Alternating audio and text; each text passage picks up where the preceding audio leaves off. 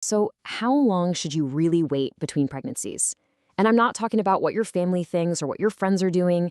I mean, what does your body actually need? We're going to look at the purely physiological side of things today, what it really takes to recover and rebuild before welcoming another baby. Okay, so let's just dive right into it.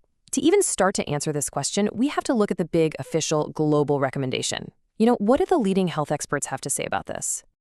And there is our number, 24 months. The World Health Organization recommends waiting at least 2 full years between giving birth and getting pregnant again. Now, this isn't some number they just pulled out of thin air. It's based on a ton of evidence that links shorter gaps to increased health risks for both mom and baby. So why 24 months? What's the big deal? Well, to get why that guideline even exists, you really have to appreciate the incredible, and I mean incredibly demanding, biological cost of pregnancy. This quote just nails it, doesn't it? Pregnancy is not a neutral event. It's this monumental task for your body, and it requires a massive investment of resources. It draws down on your physical reserves in a way that very few other things in life can. And what's so fascinating is how specific these depletions are. Let's take iron. Your body uses it to practically double your blood volume and build your baby's entire circulatory system from scratch. So starting the next pregnancy with your iron stores already low, that can lead to some serious fatigue and anemia. And, it's a similar story for other crucial nutrients like iodine, which is vital for brain development, and B12.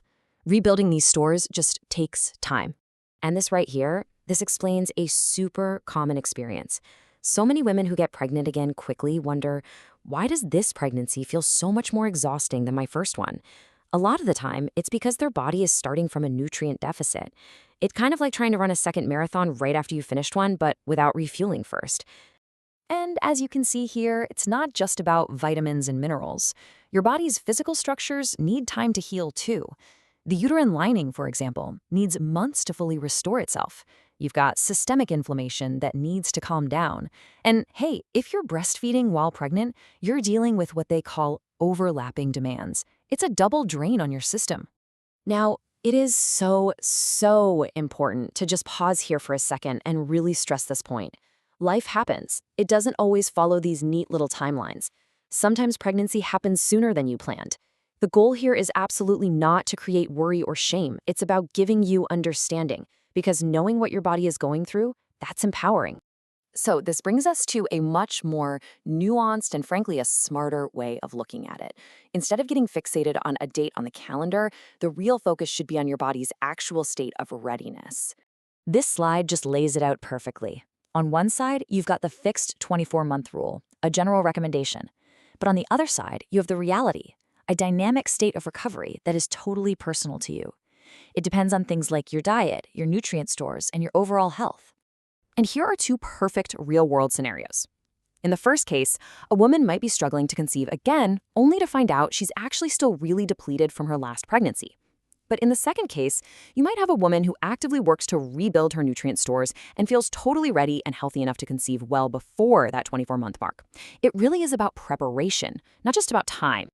So, the million-dollar question is, how can you know where you stand? How do you move from a general guideline to what's right for you?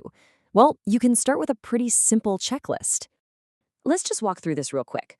1, have you actually had a blood test to check your key nutrient levels like iron and vitamin D? 2, are you consciously eating to refuel, not just, eating to get by? 3, how are your sleep and stress levels really? And finally, number 4, just check in with yourself. Do you feel recovered? That last one is honestly a pretty powerful indicator.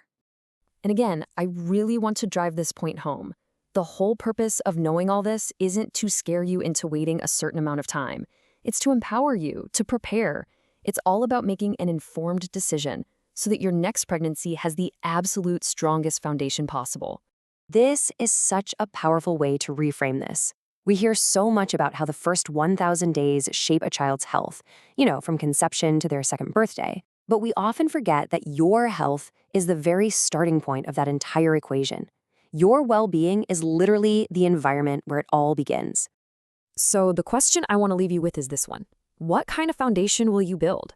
Knowing what your body needs gives you the power to decide.